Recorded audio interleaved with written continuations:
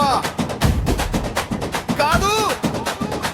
ఓటుకు నోటు తీసుకున్న పబ్లిక్ మారకపోతే మంచి నాయకుడు ఎలా పుట్టాడు రా?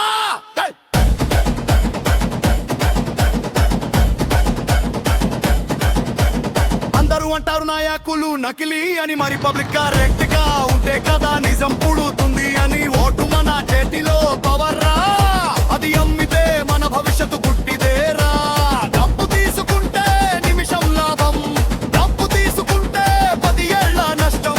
రాష్ట్రం నాశనం, దేశం పాడవ్వడం, ఇదే నిజం, ఇదే శాసనం. ఓటు అంటే శక్తిరా, నోటు కాదు. నోటు తీసుకుంటే గతి మారదు. ఒట్టు అమ్మితే మనం బతకము. ఒట్టు నిలబెడితే దేశం నడుస్తది. జనమే రాజురా, గుర్తు పెట్టుకో. జనమే మారితే రాజ్యం మారుతుంది.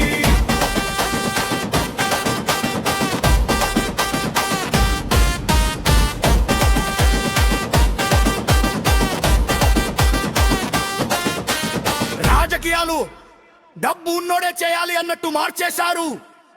మనల్ని బానిసల్ని చేసేశారు. కానీ ఓటుకు నోటు లేకపోతే ఏ పేదోడైనా పోటీ చేయొచ్చు. అప్పుడు నిజమైన నాయకుడు దొరుకుతాడు. దేశం నిజంగా బాగుపడుతుంది. ని ప్రైవేట్ స్కూల్, ప్రైవేట్ హాస్పిటల్ ఇవి అవసరం ఎందుకు అయ్యాయి తెలుసా? మనమే వ్యవస్థని అమ్మేశాం, మనమే హక్కులు వదిలేశాం.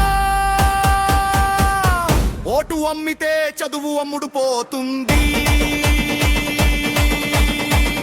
ఓటు అమ్మితే